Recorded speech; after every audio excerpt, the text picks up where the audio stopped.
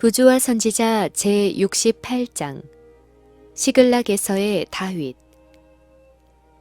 다윗과 그 부하들은 비록 블레셋 사람과 함께 전쟁 마당으로 진군하기는 했으나 사울과 블레셋 사람 사이의 싸움에 가담하지는 않았다. 두 군대가 전투에 임할 준비를 갖추고 있을 때 이새의 아들은 자신이 크게 난처한 입장이 있음을 발견하였다. 그는 블레셋 사람을 위하여 싸우도록 되어 있었다.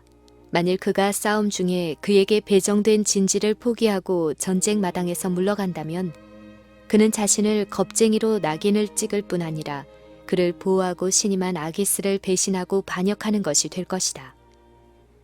그와 같은 행위는 그의 이름을 더럽힐 것이며 그는 사울보다 더 무서운 원수들의 분노를 살 것이다. 그러나 다윗은 잠시라도 이스라엘과 싸우기를 동의할 수 없었다. 만일 그가 그렇게 한다면 그는 자기 나라의 반역자, 즉 하나님과 그의 백성의 원수가 될 것이며 그 일이 이스라엘 나라의 왕위를 얻으려는 그의 길을 영원히 막을 것이다. 그리고 사울이 전쟁에서 죽게 되면 그의 죽음의 책임이 다윗에게 돌아갈 것이었다. 다윗은 자기가 길을 잃었다는 것을 깨닫게 되었다.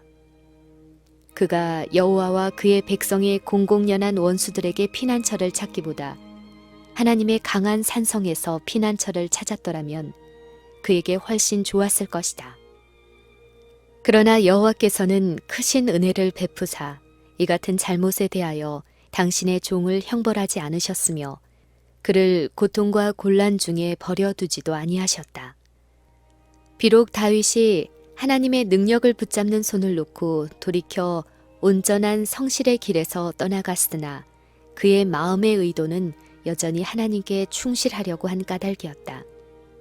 사단과 그의 대군이 하나님과 이스라엘의 대적들을 도와 하나님을 저버린 왕을 대적하려는 계획으로 분주한 반면에 여호와의 천사들은 위험에 빠져 있는 다윗을 구원하기 위하여 노력하고 있었다.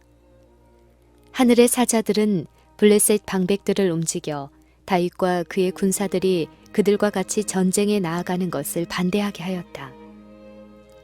블레셋 방백들이 아기스 주위에 몰려들어 이 히브리 사람들이 무엇을 하려느냐고 부르짖었다.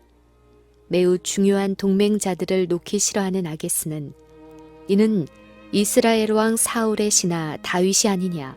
그가 나와 함께 있은 지 여러 달, 여러 해로 돼 그가 망명하여 온 날로부터 오늘까지 내가 그의 허물을 보지 못하였노라고 대답하였다.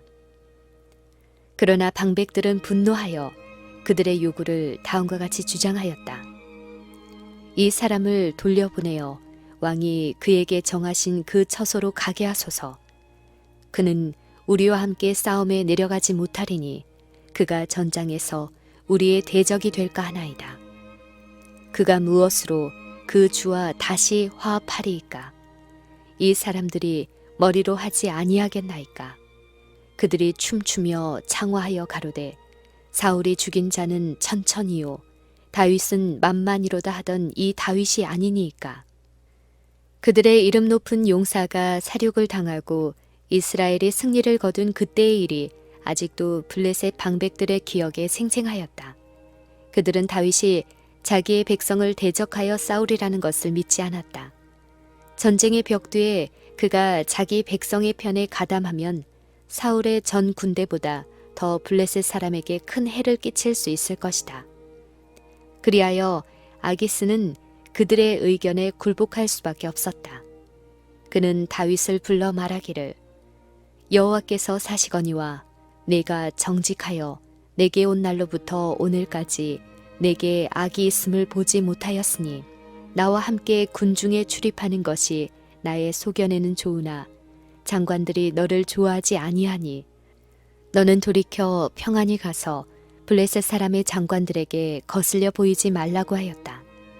다윗은 그 본심이 드러나지 않을까 두려워하며 내가 무엇을 하였나이까?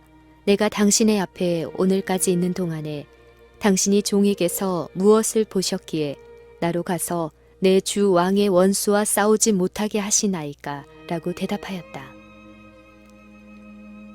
다윗은 그가 행한 비열한 기만들이 여호와의 종으로서 얼마나 부당한 일인가를 생각했다. 아기스의 대답을 듣고 그의 온 마음은 수치와 후회로 떨었다. 왕은 말하기를 내가 내 목전에 하나님의 사자같이 선한 것을 내가 하나 블레셋 사람의 방백들은 말하기를 그가 우리와 함께 전쟁에 올라가지 못하리라 하니 그런즉 너는 너와 함께 온 네 주의 신하들로 더불어 새벽에 일어나라. 너희는 새벽에 일어나서 발거든 곧 떠나라고 하였다. 그리하여 다윗이 얽매였던 덫에 풀리고 그는 노임을 얻게 되었다.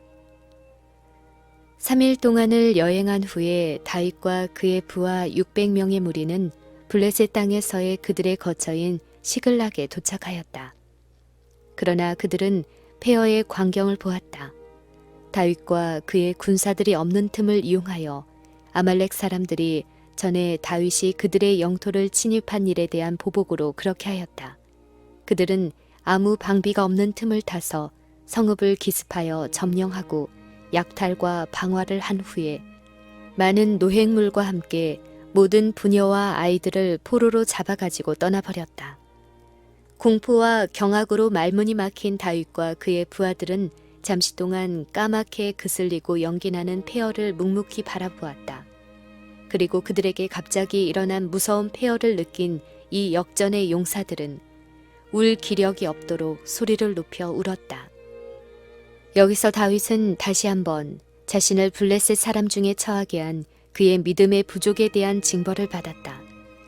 그는 하나님과 그의 백성의 원수들 중에서 얻을 수 있는 안전이 어떠한 것인지를 볼 기회를 가졌다.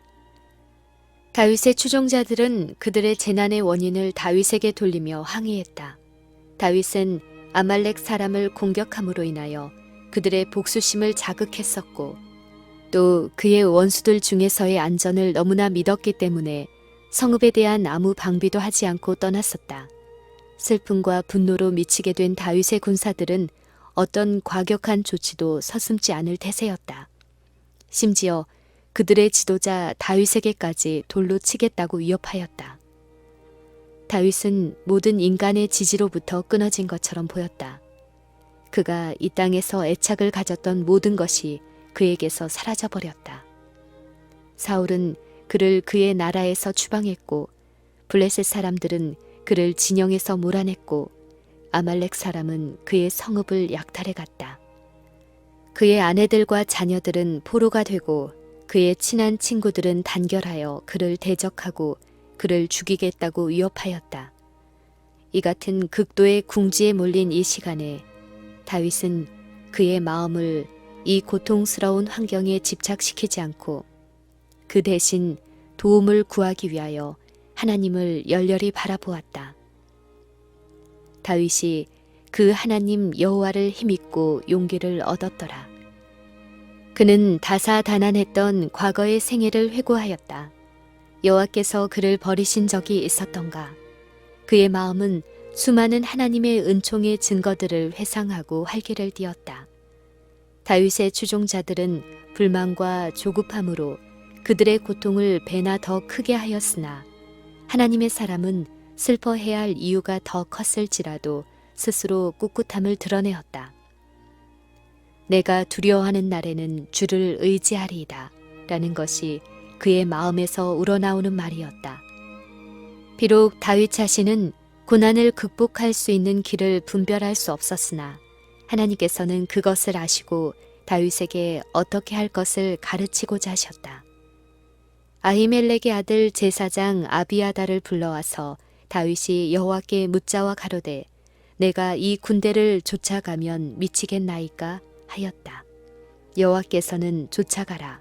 내가 반드시 미치고 정령 도로 찾으리라고 대답하셨다. 이 말을 듣고 슬픔과 분노의 소동은 그쳤다. 다윗과 그의 군사들은 도주하는 원수를 추격하기 위하여 출발했다.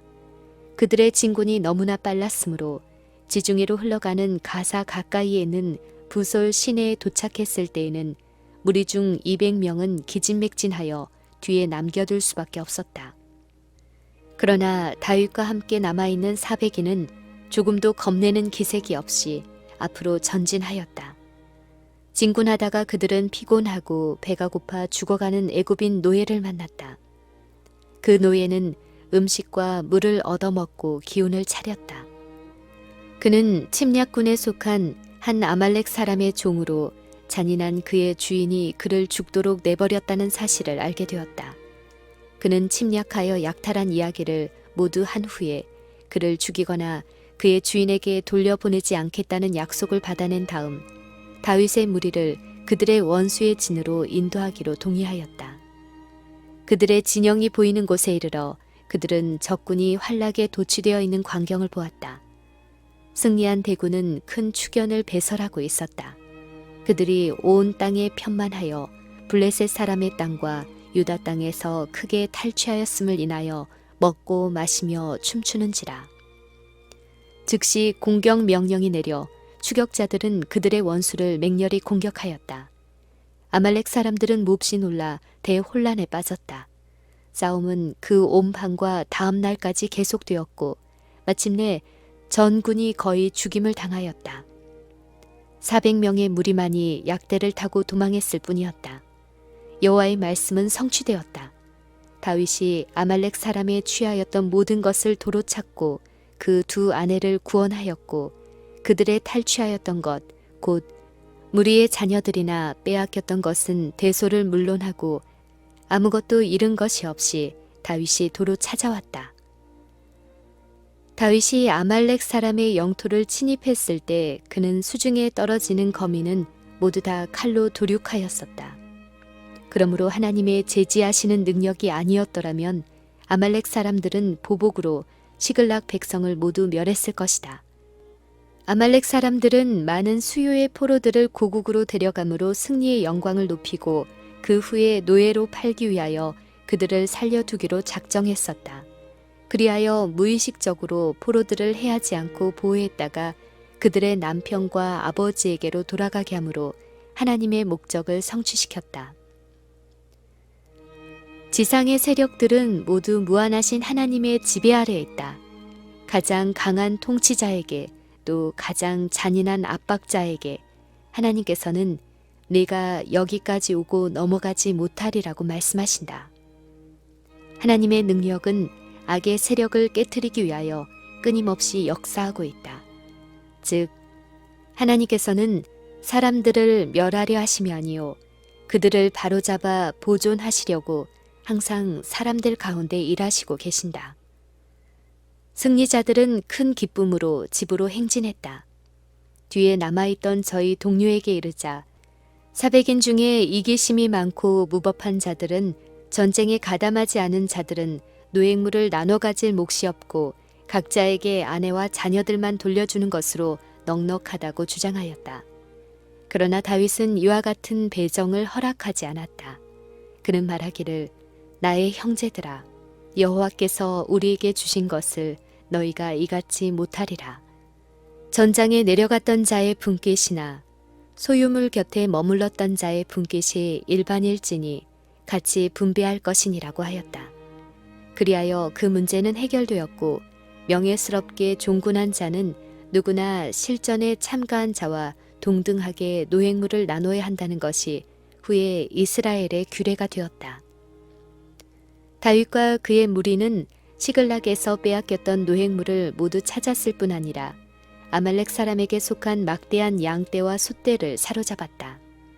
이것들을 다윗의 탈취한 것이라고 불렀고 다윗은 시글락에 돌아와서 이 탈취물들을 그가 속한 유다 지파의 장로들에게 선물로 보냈다. 이 선물을 나누어 주므로 그가 그의 생명을 위하여 이리저리 도망하여 다닐 수밖에 없었을 때에 산들의 요새에서 그와 그의 추종자들을 도와주던 이들을 모두 기억하였다. 쫓겨다니던 피신자에게 매우 귀중하던 그들의 친절과 동정은 이와 같이 감사의 보답을 받았다. 다윗과 그의 용사들이 시글락에서 돌아온 지 3일째 되던 날이었다. 그들은 폐허가 된 집들을 다시 재건하면서 저희가 아는 대로는 이스라엘과 블레셋 사람 사이에 싸움이 반드시 있었을 것이므로 그 전쟁의 소식을 근심스러운 마음으로 기다리고 있었다. 돌연히 한 사자가 마을에 들어왔는데 그 옷은 찢어졌고 머리에는 흙이 있었다.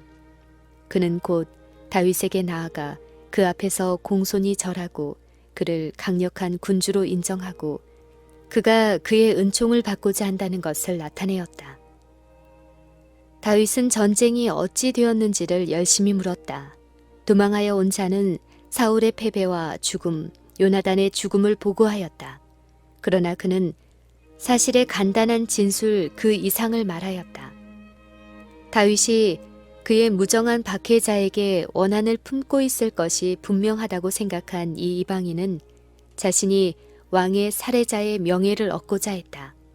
자랑스러운 태도로 그 사람은 말을 계속했다. 전쟁 중에 그는 이스라엘의 왕이 부상당하고 원수의 격렬한 추격을 당하는 것을 보았고 왕 자신의 요구를 듣고 그가 왕을 죽였다고. 그는 왕의 머리에 있는 면류관과 팔에 있는 고리를 벗겨서 다윗에게 가져왔다. 그는 이 기별이 큰 환영을 받고 그가 행한 일에 대하여 값진 상금이 주어지리라는 것을 굳게 믿고 기대하였다. 그러나 다윗이 자기 옷을 잡아 찢음에 함께 있는 모든 사람도 그리하고 사울과 그 아들 요나단과 여호와의 백성과 이스라엘 족속이 칼의 죽음을 인하여 저녁 때까지 슬퍼하여 울며 금식하니라. 무서운 기별의 처음 충격이 지나자 다윗은 스스로 죄를 범했다고 말하는 그 이방인 사자를 생각했다. 다윗은 이 소년에게 너는 어디 사람이냐고 물었다. 그는 대답하기를 나는 아말렉 사람 곧 외국인의 아들이니이다. 다윗이 저에게 이르되 네가 어찌하여 손을 들어 여호와의 기름 부음 받은 자 죽이기를 두려워하지 아니하였느냐 하였다. 두 번이나 사울이 다윗의 수중에 들어갔고 그를 죽이도록 요청을 받았을 때 다윗은 손을 들어 하나님의 명령에 의하여 이스라엘을 통치하도록 성별된 사울을 치기를 거절하였다. 그러나 이 아말렉인은 그가 이스라엘 왕을 살해한 일을 조금도 두려워하지 않고 자랑했다. 그는 자기 자신이 죽음에 해당되는 죄를 지었다고 고백했으므로 그에 대한 형벌은 곧 집행되었다. 다윗은 말하기를 내 피가 내 머리로 돌아갈지어다. 내 입이 내게 대하여 증거하기를 내가 여호와의 기름 부음 받은 자를 죽였노라 함이니라 하였다. 사울의 죽음을 들은 다윗의 슬픔은 고상한 성질의 아량을 증명하는 진실하고도 깊은 슬픔이었다. 그는 그의 원수의 멸망에 기뻐하지 않았다. 그를 이스라엘의 왕위에 나가지 못하게 막던 장애물이 제거되었으나 그는 그것을 보고도 기뻐하지 않았다. 죽음은 사울의 불신과 잔인에 대한 그의 기억을 말살해버리고 이제는 그가 늠름하고 왕다웠던 생각밖에는 아무 다른 생각이 떠오르지 않았다. 사울의 이름은 그와의 우정이 참으로 진실하고 참으로 무화적이었던 요나단의 이름과 연결되어 있었다. 다윗이 그의 마음의 감화를 표현한 다음의 노래는 그의 민족과 후대의 모든 하나님의 백성에게 보배가 되었다. 이스라엘아, 너의 영광이 산 위에서 죽임을 당하였도다.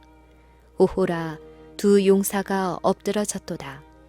이 일을 가드에게 고하지 말며 아스골론 거리에도 전파하지 말지어다. 블레셋 사람의 딸들이 즐거워할까? 할례받지 못한 자의 딸들이 개가를 부를까 염려로다. 길보아 산들아, 너희 위에 우로가 내리지 아니하며 재물 낼 밭도 없을지어다. 거기서 두 용사의 방패가 버린 바 됨이라. 곧 사울의 방패가 기름 부음을 받지 않은같이 되미로다. 사울과 요나단이 생전에 사랑스럽고 아름다운 자러니 죽을 때에도 서로 떠나지 아니하였도다. 저희는 독수리보다 빠르고 사자보다 강하였도다. 이스라엘의 딸들아, 사울을 슬퍼하여 울지어다. 저가 붉은 옷으로 너희에게 화려하게 입혔고 금 놀이개를 너희 옷에 채웠도다. 오호라, 두 용사가 전쟁 중에 엎드러졌도다. 요나단이 너희 산 위에서 죽임을 당하였도다. 내 형 요나단이여, 내가 그대를 애통함은 그대는 내게 심히 아름다움이라. 그대가 나를 사랑함이 기이하여 여인의 사랑보다 승하였도다. 오호라, 두 용사가 엎드러졌으며 싸우는 병기가 망하였도다.